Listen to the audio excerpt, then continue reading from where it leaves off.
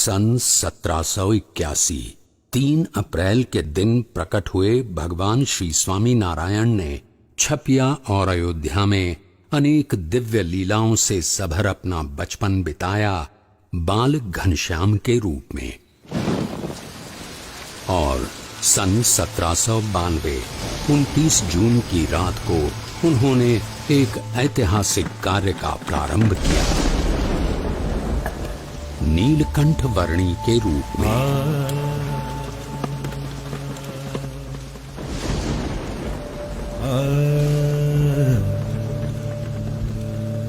इस संसार के सारे बंधनों को त्याग कर अनंत जीवों के कल्याण के द्वार खोलने के लिए नीलकंठ वर्णी चल पड़े एक अद्वितीय कल्याण यात्रा पर।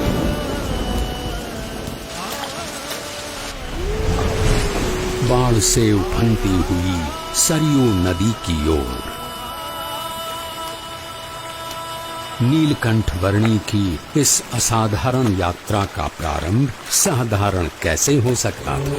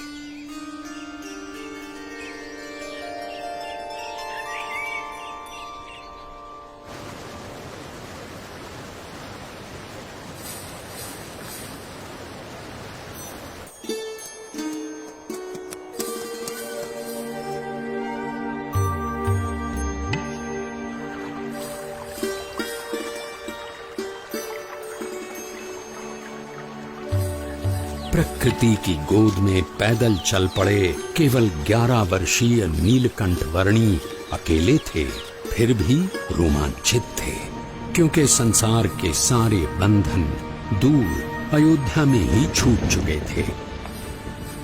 जैसे जल की बूंदें जल में ही मिलकर रह जाती हैं, वैसे ही वे मुमुक्षुओं के बीच रहना चाहते थे। और अब तो उनके चरण भी मुक्त थे, हर उस जगह तक जाने के लिए जहां वे जाना चाहते थे।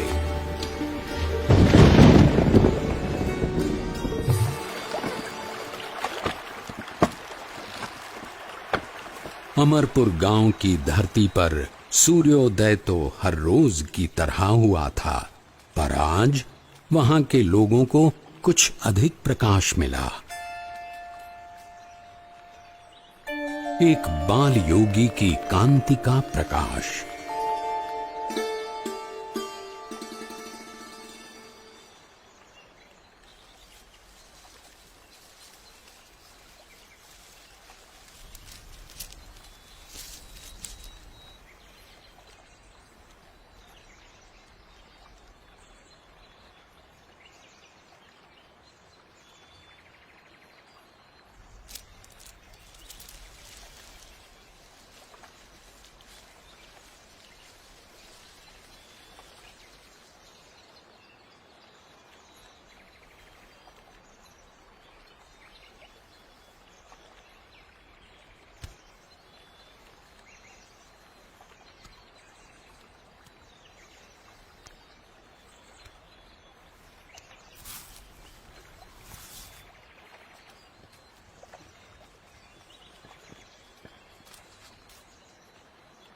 प्रसाद के लिए धन्यवाद।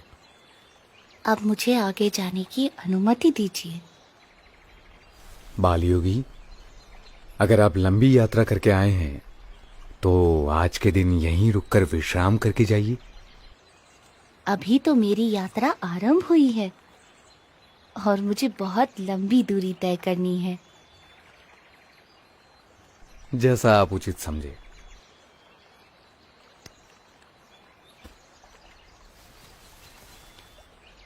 ये लीजिए, शाम के लिए कुछ फल साथ ले जाइए।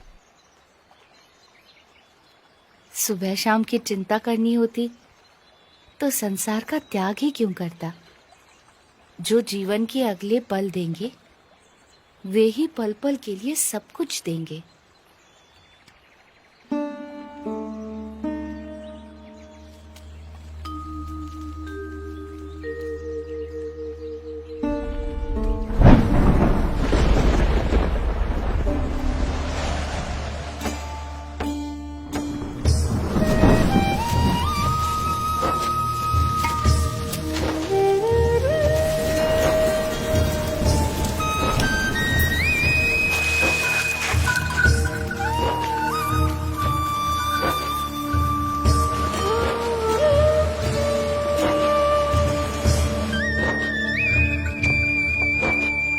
यहाँ के लोधेश्वर महादेव मंदिर का निर्माण महाभारत काल में राजा युधिष्ठिर ने करवाया था, ऐसा माना जाता है।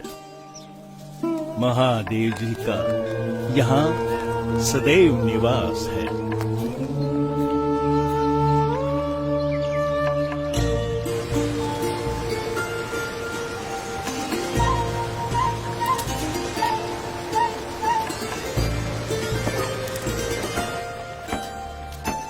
निडर, निशंक और निश्चल गति से अविरत यात्रा कर रहे नीलकंठ वर्णी की जीवन शैली एक योगी की परिभाषा को जैसे उन्नत कर रही थी। जो कुछ भी भोजन मिले उससे निर्वाह कर लेना उनकी आदत बन चुकी थी। एक ब्रह्मचारी की तरह आसन मुद्रा में ही निद्राधीन होना उनका नियम बन चुका था और मुमुक्षुओं की खोज में चलते रहना उनका नित्य क्रम।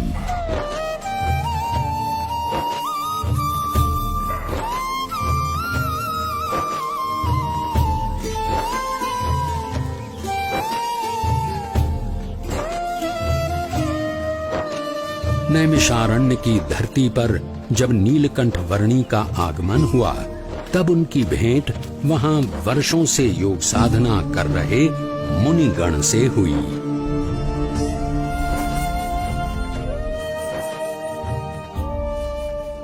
आपकी उपस्थिति से ही प्रतीत हो गया कि हमारी वर्षों की योग साधना सार्थक हो गई, अर्थपूर्ण हो गई। योग साधना की अर्थपूर्णता तब होती है जब योगी ब्राह्मी स्थिति को प्राप्त कर प्रत्यक्ष परब्रह्म में जुड़ जाए। ऐसा भगवत गीता में कहा गया है। ऐसी ब्राह्मी स्थिति के लिए कठिन से कठिन योग साधना करने के लिए हम तैयार हैं। उसके लिए सर्वप्रथम अपनी आत्मा, ब्रह्म और परब्रह्म के स्वरूपों की भिन्नता को यथार्थ रूप में समझना आवश्यक है। हमने इतनी साधना की किंतु आज तक ऐसा कुछ तो सुना ही नहीं।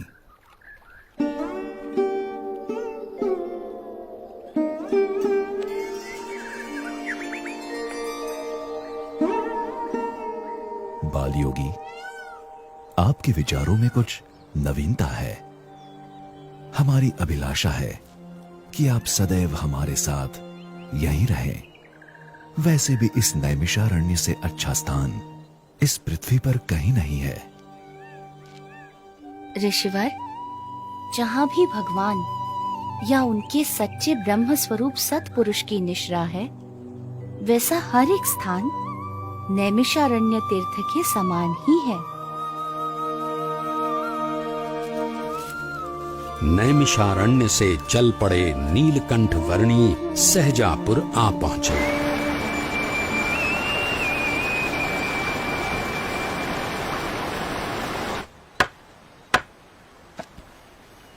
अरे देखो वो कौन कूद रहा है। अरे अरे अरे रुको, नदी में मत कूदना, भयानक तूफानी बाढ़ चली है।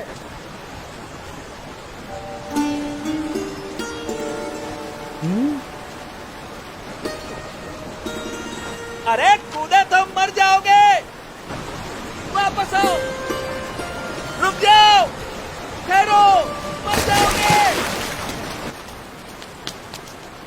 गया।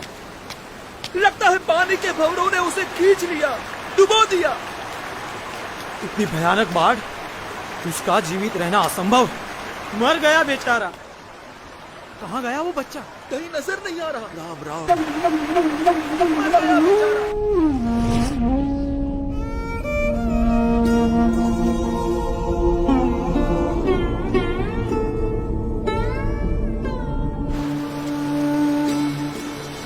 कहीं नजर नहीं आ रहा। पानी के भंवरों ने उसे खींच लिया।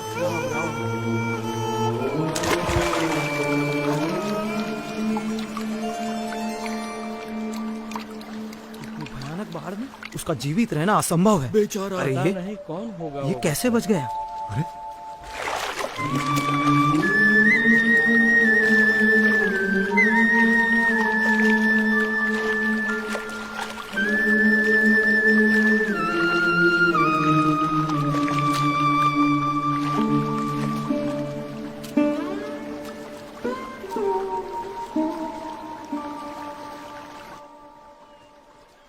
आप इतनी सहजता से इतनी तूफानी बाढ़ में कैसे कूद गए? आपको डर नहीं लगा? भीतर की शांति ऊपर के तूफानों को भी शांत कर देती है। ऊपर के तूफानों से डरोगे तो भीतर की शांति कैसे पाओगे?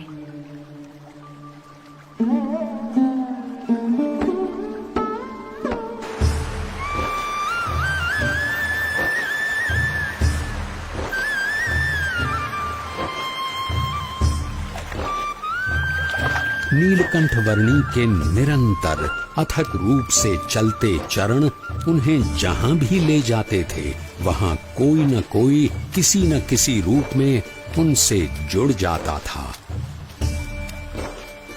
बरेली गांव में भी कुछ ऐसा ही हुआ। अरे पिछले साल तो इतनी बाढ़ आई थी कि गांव के सारे घरों में पानी घुस गया था। यहाँ तक कि हमारे खेतों में भी फसल बर्बाद होते होते रह गई थी। हम भी अपनी भेड़ बकरियों को बड़ी मुसीबत से बचा पाए थे।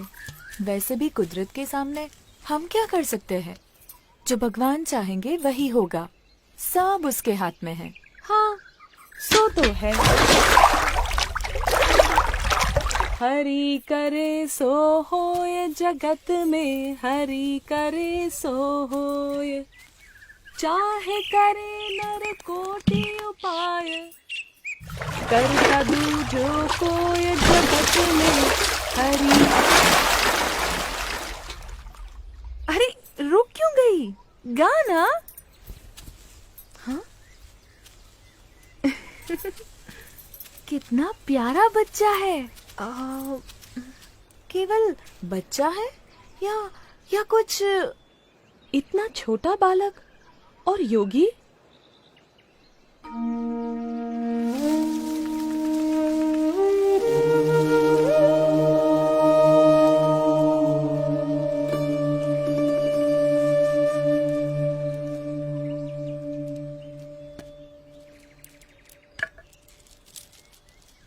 बेटा, तुम कौन हो? तुम्हारा नाम क्या है? यूं तो सारे नाम मेरे ही हैं, पर आप चाहें तो मुझे नीलकंठ बुला सकते हैं। नीलकंठ? पर तुम यहाँ क्या कर रहे हो बेटा? तुम्हारा घर कहाँ है? उस घर का तो मैं त्याग कर चुका हूँ।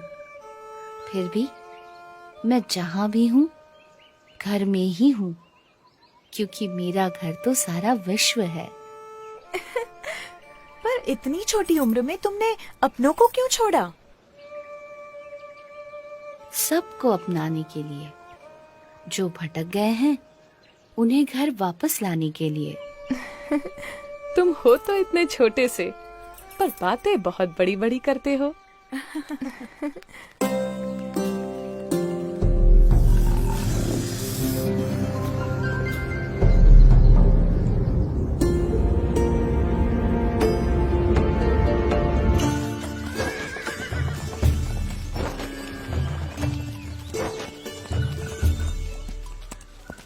भैया, यहाँ आसपास में कोई जगह है जहाँ नारद जी ने तपश्चर्या की थी?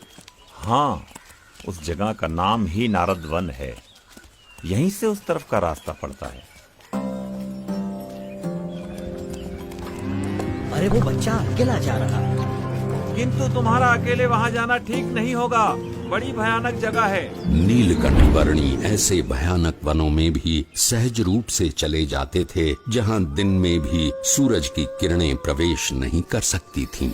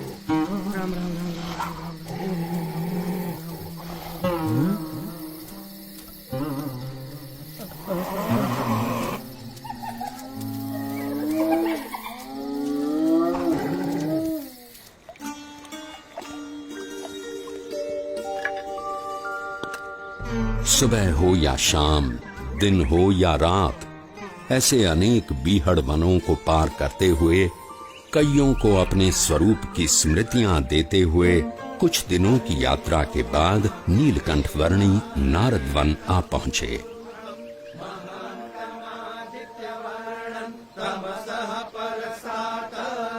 तमेव विदित्वाति मृत्युमेति नान्यः पन्था विद्यते पुरुष एवेदगुं।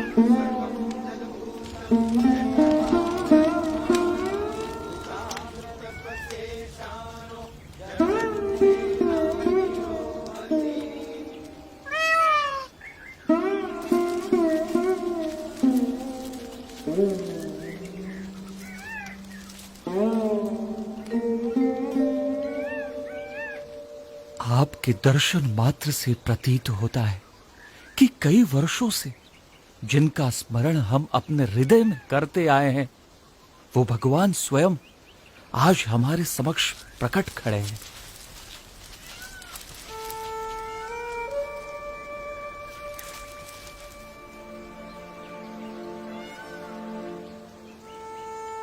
आप सबने परमात्मा की प्राप्ति का जो मार्ग चुना है, उसी में मनुष्य जीवन की सार्थकता है। ये मार्ग विकट है, पर हमें इस मार्ग पर चलते रहना है। चाहे कितनी भी समस्याएं आए, कितनी भी बाधाएं आए, और मृत्यु भी क्यों न आ जाए, किसी भी परिस्थिति में हमें उठ खड़ा होना है। सच्चे भाव से, सच्ची लगन से परमात्मा प्राप्ति के मार्ग पर चलते रहना है, तो परमात्मा कृपा करके हर अंधेरे को दूर कर हमारे जीवन में उनकी प्राप्ति की सुबह लाएंगे। नीलकंठ वर्णी की कल्याण यात्रा में कई ऐसे लोग थे जिन्होंने उनकी सेवा का अवसर जाने न दिया। ये भी ग्रहण की, चाहे वो कोई सामान्य भाविक जन हो या फिर स्वयं गंगा जी भी क्यों न हो।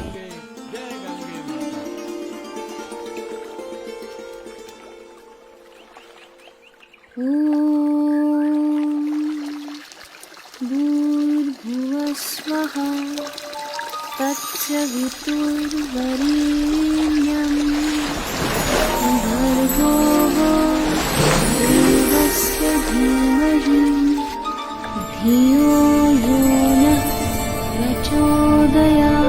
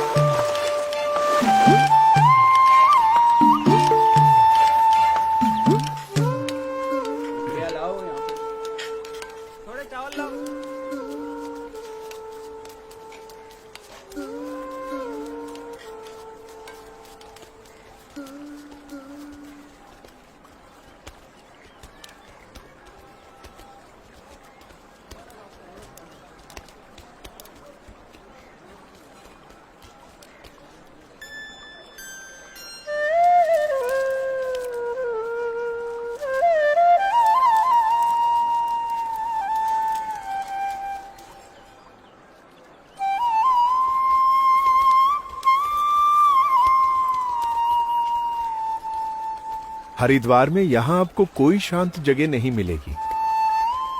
मेरे साथ आइए, मैं आपको ऐसी जगह ले चलता हूं जहां शांति हो, एकांत हो।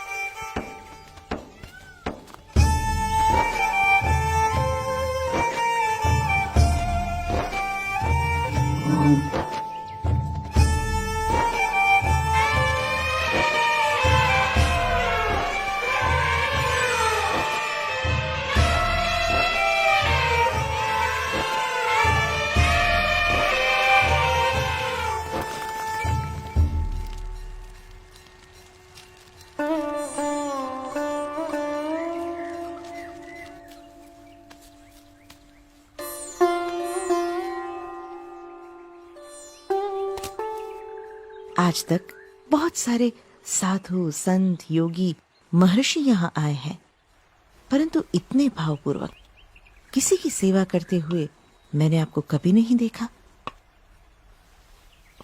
कौन है ये? जो कुछ भी है यही है। इनके आगमन से हरिद्वार सच में हरि का द्वार बन गया। हाँ?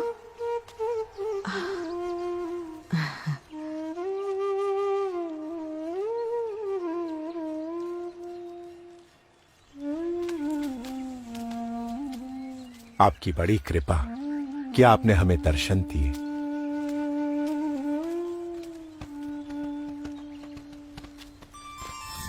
सबकी भक्ति का स्वीकार करना और ज्ञान की परम अवस्था में रहते हुए भी भक्ति का एक भी अवसर जाने न देना, वो नीलकंठ वर्णी की निजी रीत थी।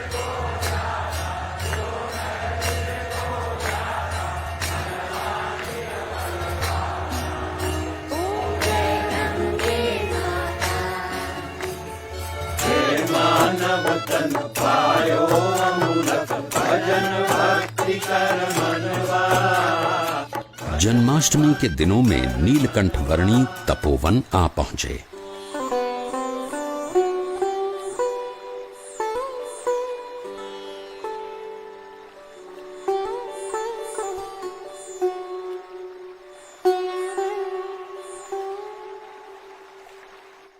इस तपोवन में रम्यक मुनि और ध्रुव जी से लेकर आज तक बहुत ऋषियों ने तपश्चर्या की है, पर हम लोग सबसे अधिक भाग्यशाली है कि स्वयं आप हमें कल्याण प्रदान करने के लिए यहाँ पधारे। मैं मुमुक्षु से मिलने के लिए सदैव उत्सुक रहता हूँ। धन्यवाद प्रभु। यहाँ ऋषिकेश में भगवान श्री राम के भाई लक्ष्मण जी ने तपश्चर्या की थी, इसलिए यह मंदिर लक्ष्मण मंदिर के नाम से प्रचलित है। यहाँ उपवित परिवर्तन करने की विशेष महिमा है। मनुष्यों और परमात्मा के बीच का एक मार्ग प्रस्थापित करने के लिए कटिबद्ध और भवसागर में डूब रहे जीवों को उबारने के लिए संकल्पबद्ध नीलकंठ वर्णी ने गढ़वाल प्रदेश में अपनी कल्याण यात्रा को आगे बढ़ाया।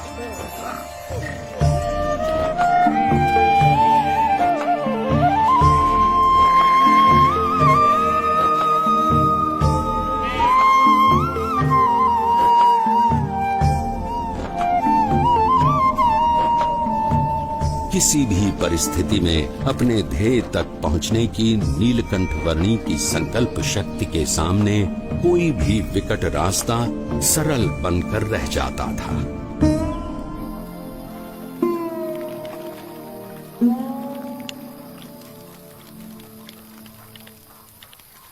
अरे उस बच्चे को देखो, इतनी ठंड में इतने कम कपड़े, ये जिंदा कैसे रहता होगा? प्रकृति की हर कठिनाई को हंसते मुंह सहकर भी प्रकृति के तत्वों का आनंद लेते रहना नीलकंठ वर्णी के लिए सहज था। उनकी ये विलक्षणता कभी कभी प्रकृति के तत्वों में भी ऊर्जा का संचार कर देती थी।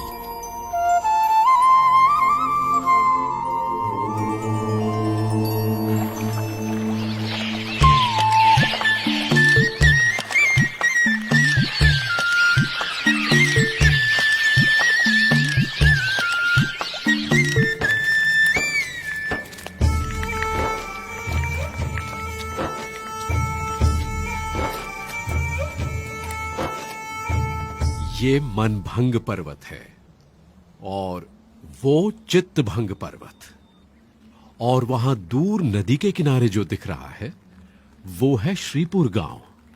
उस रास्ते से हम ऊपर केदारनाथ जा सकते हैं।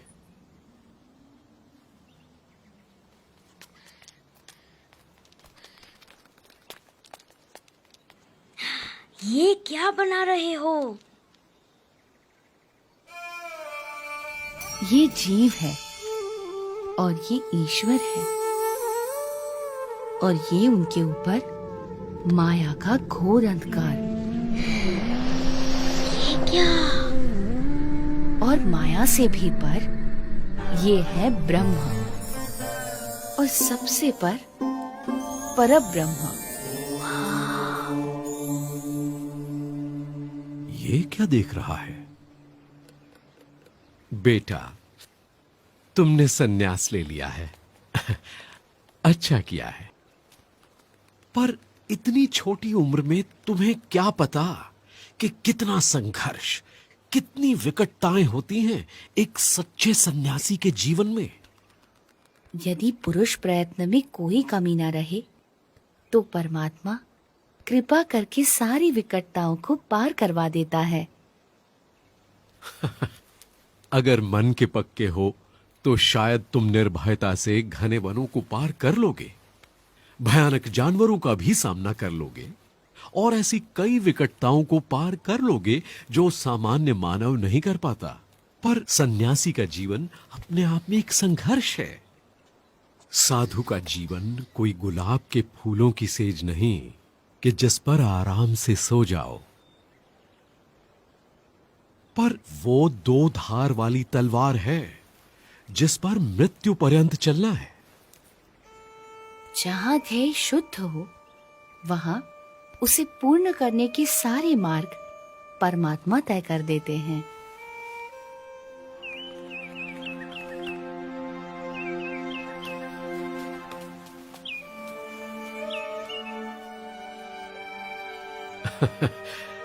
बच्चा है पर मन का पक्का है।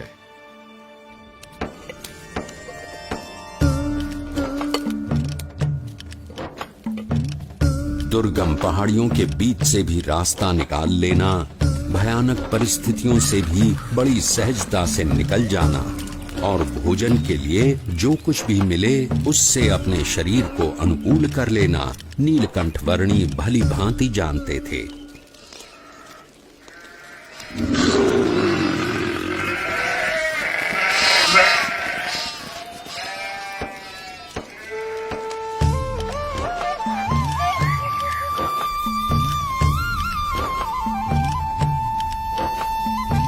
अपनी कल्याण यात्रा के दौरान नीलकंठ वर्णी श्रीपुर आ पहुंचे। प्रणाम महंत। आशीर्वाद। स्वस्थ तो हो ना? हाँ, प्रणाम। शुभम भवतु। कल्याण। ईश्वर मंगल करे। बाल योगी है, सुबह से यहीं ठहरे हैं।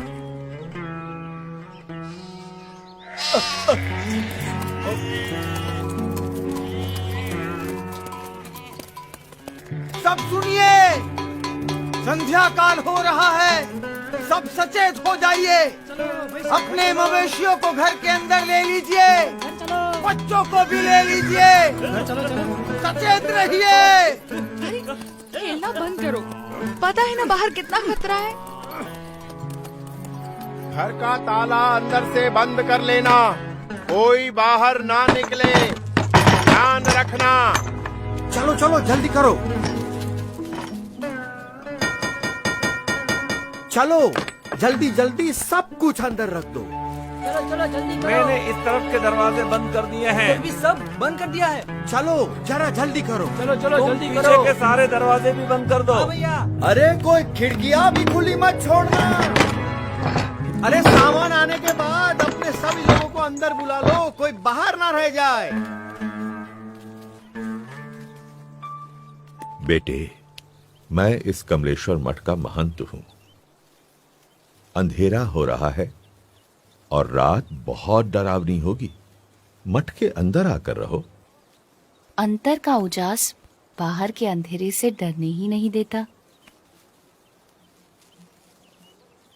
अच्छा, अगर मठ में रहना नहीं चाहते हो तो फिर श्रीपुर गांव में कोई और ठिकाना ढूंढ लो, लेकिन यहां मत रुको। मैं बस्ती से दूर एकांत में रहना अधिक पसंद करता हूँ। लेकिन यहां रुकने में खतरा है। यहां रात में खूंखार जानवर आते रहते हैं। इंसान हो या मवेशी, किसी का भी शिकार कर लेते हैं। यहां रात की हवा में मृत्यु मंडराती रहती है। तो आपका कहना है कि मृत्यु आपके मठ में प्रवेश नहीं कर सकती? क्या आपके किवाड़ या दीवार मृत्यु को रोक सकते हैं? मृत्यु को तो कोई नहीं रोक सकता मेरे बच्चे, लेकिन सामने से मृत्यु को गले लगाना भी तो उचित नहीं। यदि मृत्यु को कोई रोक ही नहीं सकता तो उससे डरना भी क्यों? जीवन से मोह ही भय का कारण है। जहां मोह नहीं वहां भय नहीं। तुम बालक भी हो और योगी भी। अब बाल हठ और योगी हठ दोनों को तो मैं नहीं छुड़वा सकता। वैसे मठ में सदैव तुम्हारा स्वागत है। मन करे तो चले आना।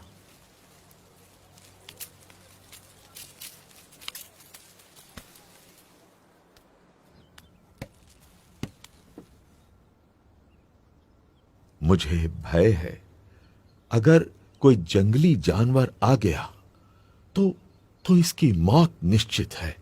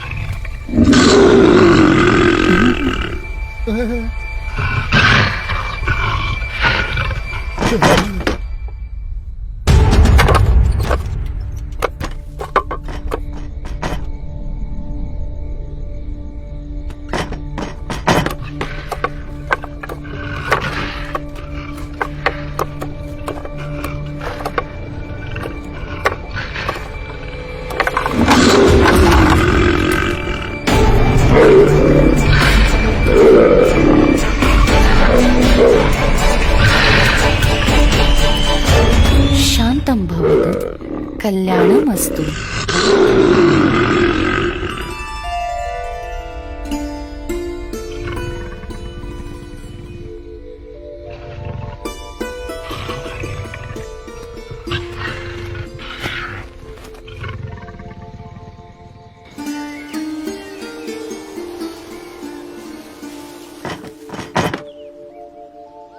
ये क्या, मैं ये क्या देख रहा हूं?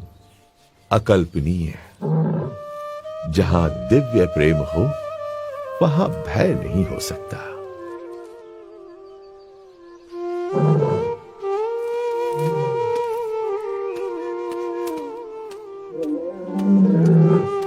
स्वामी, स्वामी रुक जाइए स्वामी। स्वामी, स्वामी अब आप कहीं न जाइए। ये मेरा मठ, मेरी महंती, मैं स्वयं, सब कुछ आपका है स्वामी। कृपया स्वीकार कीजिए, स्वीकार कीजिए। मेरा मठ तो सारा विश्व है। उस मठ को छोड़कर मैं इस मठ को कैसे स्वीकार कर सकता हूँ? और इन सब में ही बंधे रहना होता तो घर का त्याग ही क्यों करता?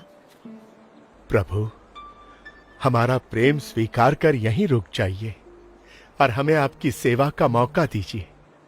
जब तुम दूसरों की सेवा करते हो तो मेरी ही सेवा करते हो। जब तुम दूसरों को प्रेम करते हो तो मुझे ही प्रेम करते हो।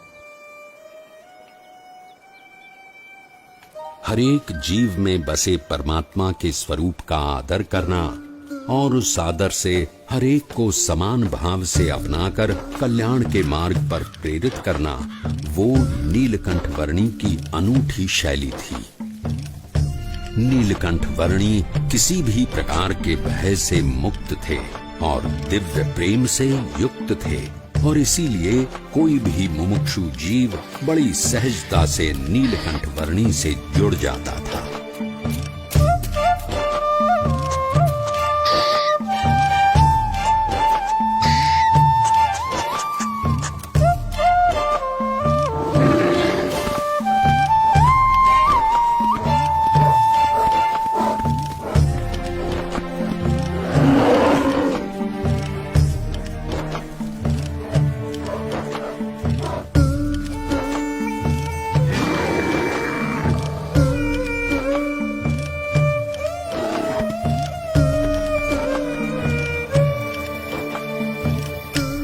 कल सुबह स्नान पूजा आदि करने के लिए अच्छी जगह कहाँ मिलेगी? इस तरफ चले जाओ।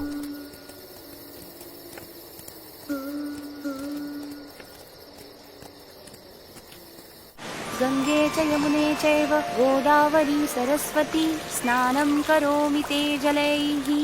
अन्नं चतुर्विधं स्वादु भोज्यं समर्पयामि।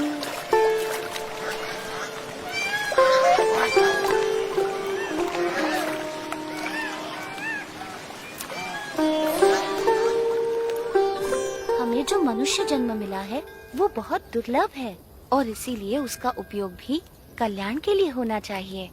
संसार सिंधु तरन को नैया, भक्ति हरि की कर ले भैया।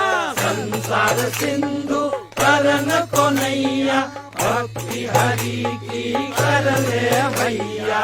अंत समय हरि मुक्ति दिलावै, बिनु हरि के कछु काम न आवै। अंत समय हरि मुक्ति दिलावै, बिनु हरि के कछु काम न आवै। अंत समय हरि मुक्ति दिलावै, बिनु हरि के कछु काम।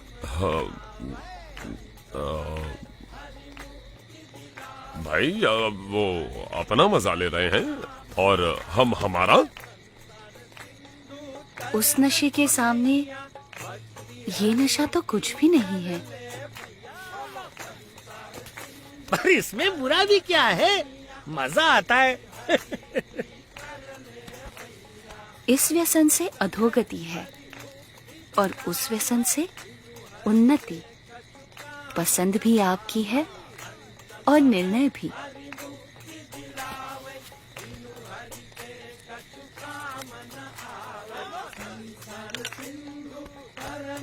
भैया भक्ति हरि की कर ले भैया।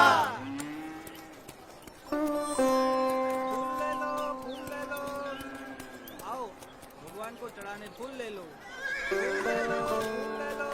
आप यहाँ पहली बार आए हैं? हाँ। तो मेरे साथ चलिए, मैं आपको गुप्त काशी के मंदिरों के दर्शन करवाता हूँ। चलो। ये गुप्त काशी का मणिकर्णिक कुंड है। यहाँ एक गौमुख से गंगा जी का पानी आता है और दूसरे गौमुख से यमुना जी का। अच्छा, गंगा यमुना का संगम है यहाँ।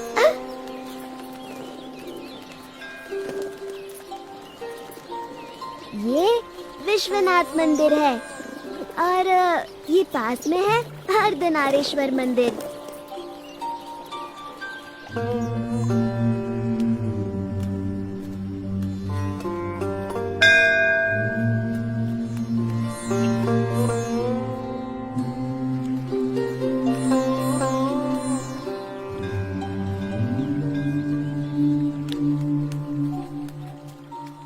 अब आप कहाँ जाओगे? गुप्त प्रयाग और त्रियुगी नारायण से होते हुए गौरी कुंड और वहां से केदारनाथ। इतना दूर?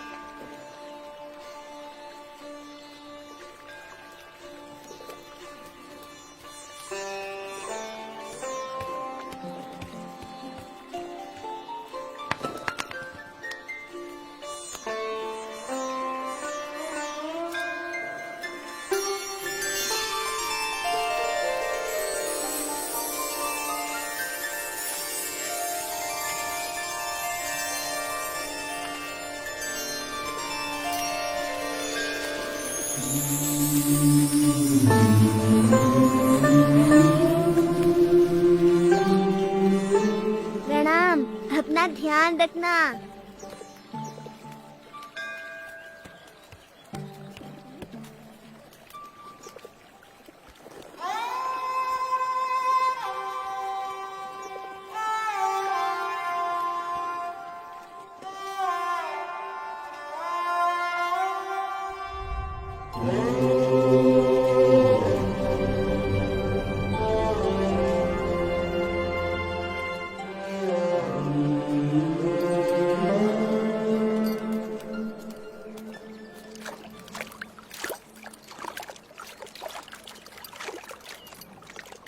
आहा, ये गौरी कुंड भी ऊपर वाले का चमत्कार है। चारों तरफ केदारनाथ की ठंड और उसके बीच में इस गौरी कुंड का गरम गर्मीला पानी। आहा, बस जी भर के नहाओ, ठंड की कोई फिक्र नहीं। सही कहते हो तुम।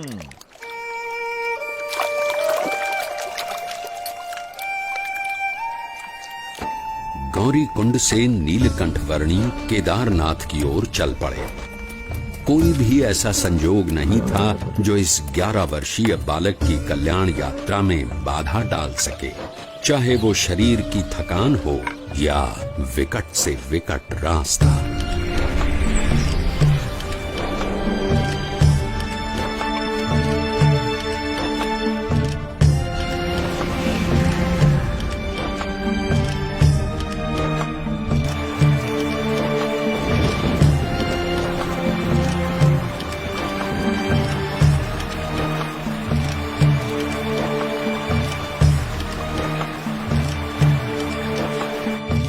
भवाटवी में साधु की संगत हरि पद प्राप्त करावे।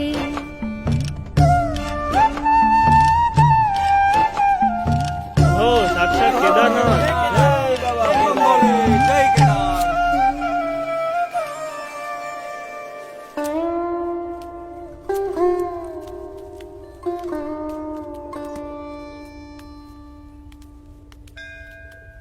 ये कहाँ खोया हुआ है? अरे किस दुनिया में हो भाई? साक्षात नारायण की दुनिया में। हाँ? क्या? कहाँ? मुझे इन वर्णी में साक्षात नारायण भगवान के दर्शन हो रहे हैं। तुम भी दर्शन कर लो। साक्षात भगवान नारायण। हाँ। ओह प्रभु, साक्षात नारायण। धन्यवाद धन्यवाद। प्रणाम प्रभु। प्रभु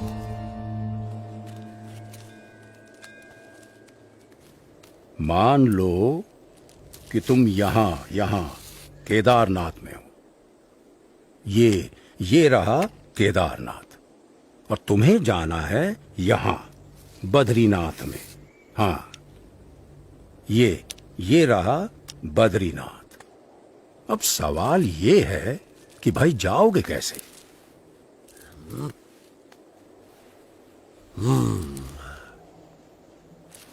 तो तुमको जाना पड़ेगा पहले ज्योतिर्मठ, यहां पर, और फिर यहां से ऊपर हाँ, यहां तुम पहुंचोगे बद्रीनाथ। ये तो बड़ा लंबा रास्ता है, ज्यादा समय लग जाएगा। यही एक भला चंगा रास्ता है जो तुम्हें सही सलामत पहुंचा सके, और कहीं इधर उधर भटकने गए तो हमेशा के लिए भटक जाओगे। किसी जंगली जानवर का शिकार हो जाओगे, या भटकते भटकते ही मौत के मुंह में जा गिरोगे। हाँ, फिर तो हम इसी रास्ते से जाएंगे। हाँ भाई, क्या कहना है तुम्हारा? हाँ भाई, जान बचेगी तो ही तो बद्रीनाथ पहुंचेंगे। हाँ?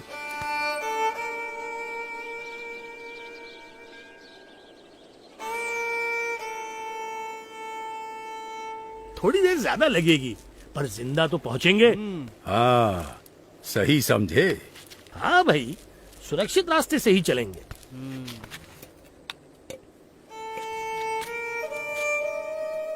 केदारनाथ से सीधे बद्रीनाथ जाना असंभव भी तो नहीं है।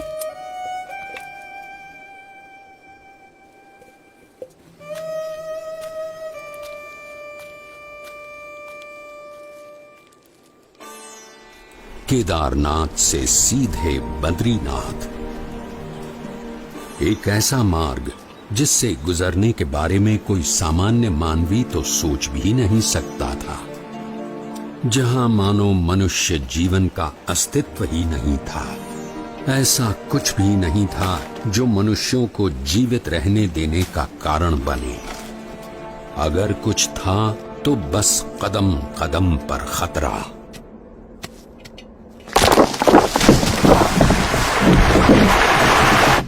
शून्य के नीचे का तापमान जो पानी को पीने के लायक भी नहीं छोड़ता था।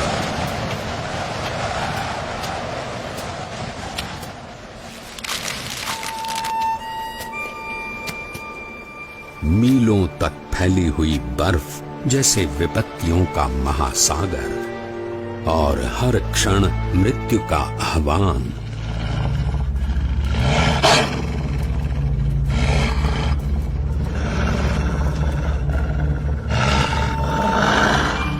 पर केवल 11 वर्ष का एक बालक कृत निश्चयी था अपने ध्येय तक पहुंचने के लिए।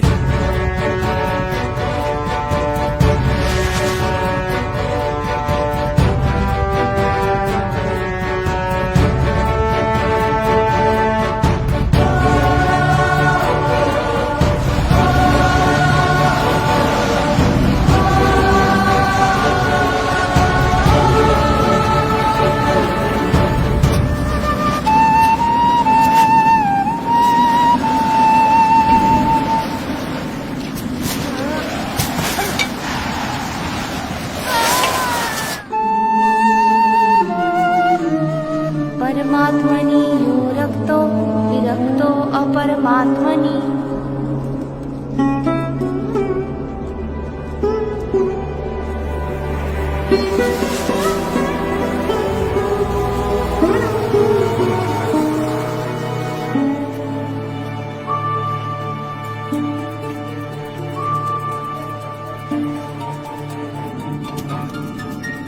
परमात्मनि यो रक्तो विरक्तो अपरमात्मनि।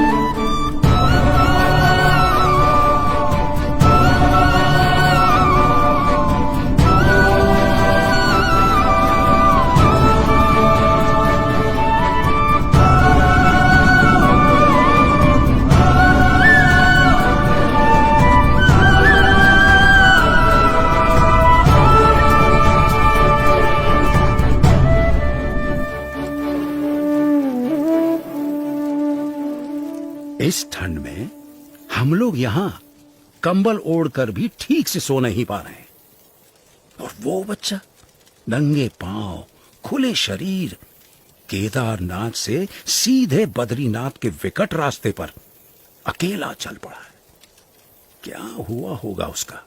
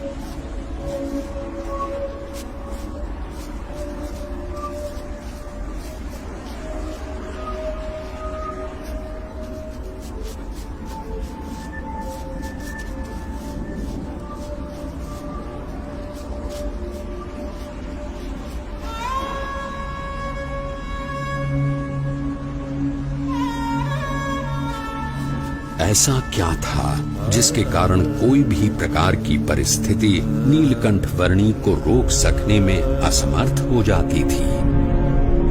कभी हिम प्रपात तो कभी भयानक बारिश, अनजान और निर्जन रास्तों में जंगली जानवरों से आकस्मिक भेंट, अनजान रास्तों को समझकर पहाड़ियों और खाइयों के बीच में से भी रास्ता कर लेने की चुनौती, और आराम करने के लिए धरती का बिछाना और आकाश की चद्दर।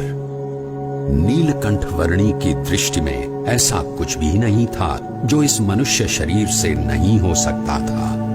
देह भाव से पर और मनोभाव से पर नीलकंठ वर्णी की आध्यात्मिक स्थिति ही ऐसी थी जो किसी भी परिस्थिति से ऊपर उठकर उनकी कल्याण यात्रा को आगे बढ़ाए रखती थी।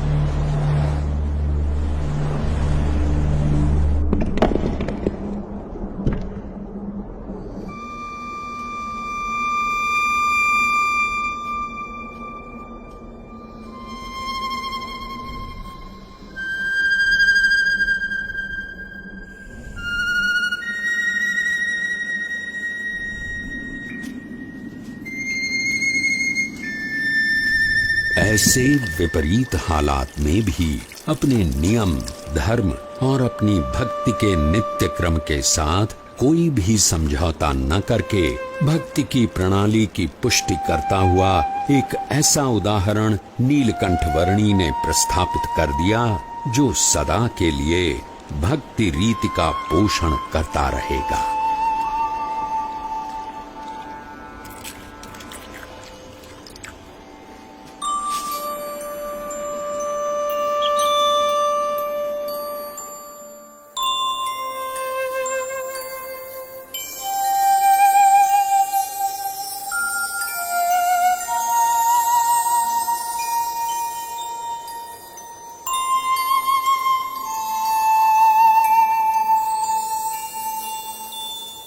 आज के समय में भी कई लोग साथ मिलकर बहुत सारी सुविधाओं के साथ जिसे पार करने के लिए हिचकिचाते हैं, वैसा केदारनाथ से सीधे बद्रीनाथ जाने का लगभग 75 किलोमीटर का मार्ग नीलकंठ वर्णी ने नंगे पांव, खुले शरीर, अकेले केवल 9 दिनों में पार कर लिया।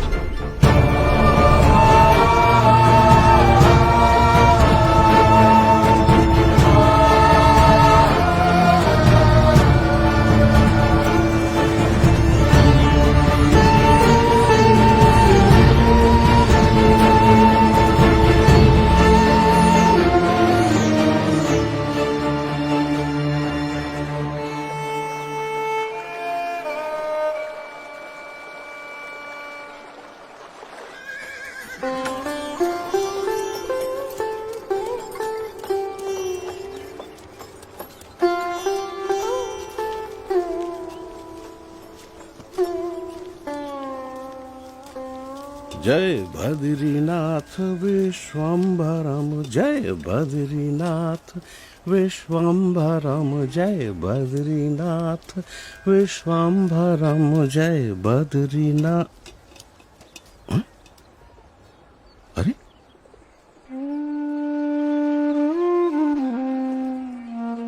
इस चरण छाप में ऊर्ध्व रेखा के साथ सारे 16 चरण चिन्ह। ये तो स्वयं परमात्मा के चरणों की छाप है। कहाँ है वो?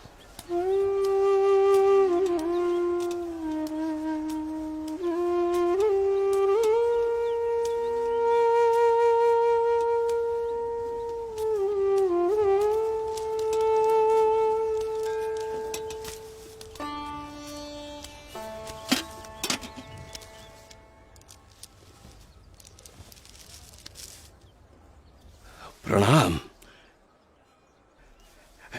मनुष्य के रूप में आपका दर्शन पाकर आज मेरे आनंद की कोई सीमा नहीं है प्रभु।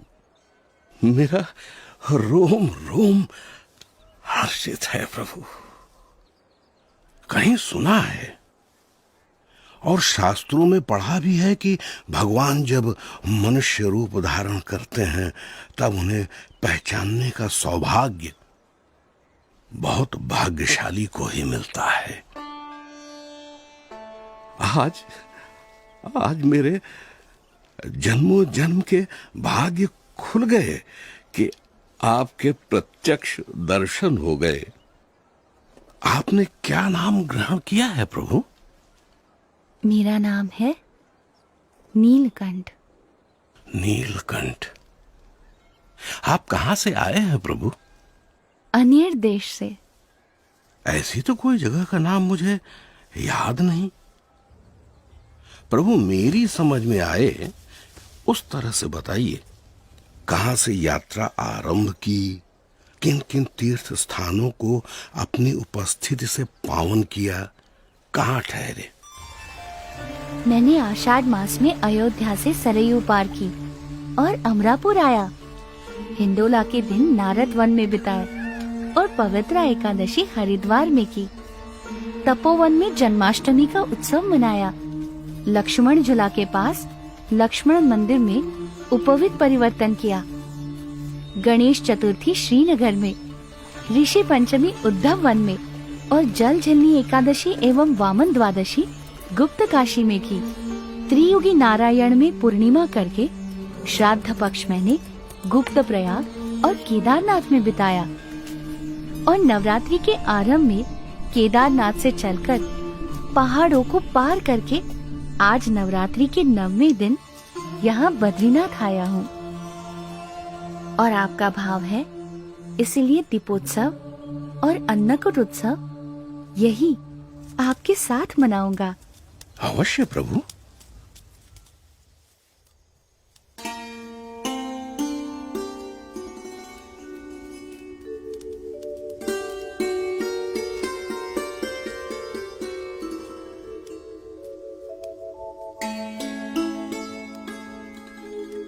पवन मंद सुगंध शीतल हेम मंदिर शोभितम बोलो बद्री विशाल की जय। शीत ऋतु में ठंड से बचकर रहने के लिए बद्रीनाथ के लोग भगवान की मूर्ति समेत ज्योतिर्मठ आकर बसते थे। नीलकंठ वर्णी भी उनके साथ ज्योतिर्मठ आए। अहम ब्रह्मास्मि अहम ब्रह्मास्मि अयम आत्मा ब्रह्म एव अयम आत्मा ब्रह्म एव। ये सब उपनिषद के मंत्रों का अच्छा पाठ कर रहे हैं। प्रभु, ये तो हम सब का नित्य क्रम है। इन मंत्रों के रटन से ये सब अपनी आत्मा का ब्रह्म के रूप से अनुसंधान कर रहे हैं। ऐसा उत्तम ध्येय रखते हैं। उसका अर्थ है कि ब्रह्म, आत्मा एवं परमात्मा के स्वरूपों की भिन्नता को वे यथार्थ रूप से समझते हैं। हमने तो ऐसा ही रटन सीखा है। अहम ब्रह्मास्मि अहम ब्रह्मास्मि।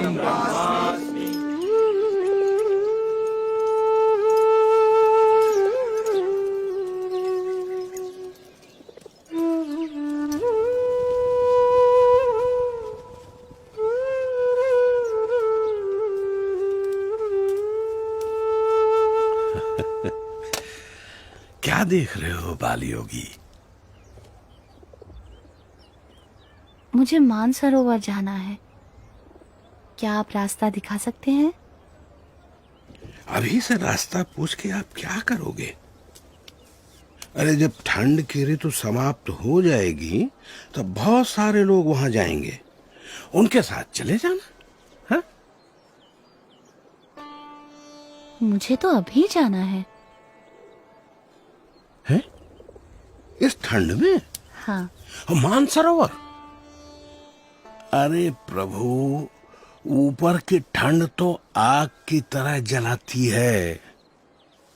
वहां शरीर का लहू पानी बन जाता है और पानी जमकर पत्थर, और कदाचित उससे बच भी गए तो बर्फ आपको जिंदा गाड़ देगी प्रभु। अरे प्रभु, इस ऋतु में मानसरोवर की ओर जाने के विचार मात्र से भी सब डरते हैं। आप मुझे योगी बुलाते हो ना? हाँ प्रभु। योगी को ना तो प्राणों का भय होता है, ना असफलता का, ना कल का, ना किसी फल का, ना यश का, ना अपयश का। आपका बहुत धन्यवाद कि आप मेरी चिंता करते हैं। प्रभु,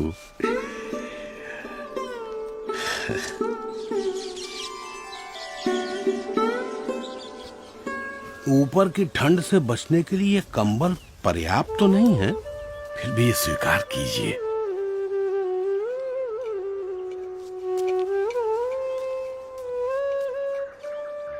खेलने कूदने की उम्र में इतने कष्ट, ऐसी तपश्चर्या, इतनी कठिन यात्रा किस लिए? मेरी यात्रा कल्याण के लिए है। मैं आपसे फिर मिलूंगा।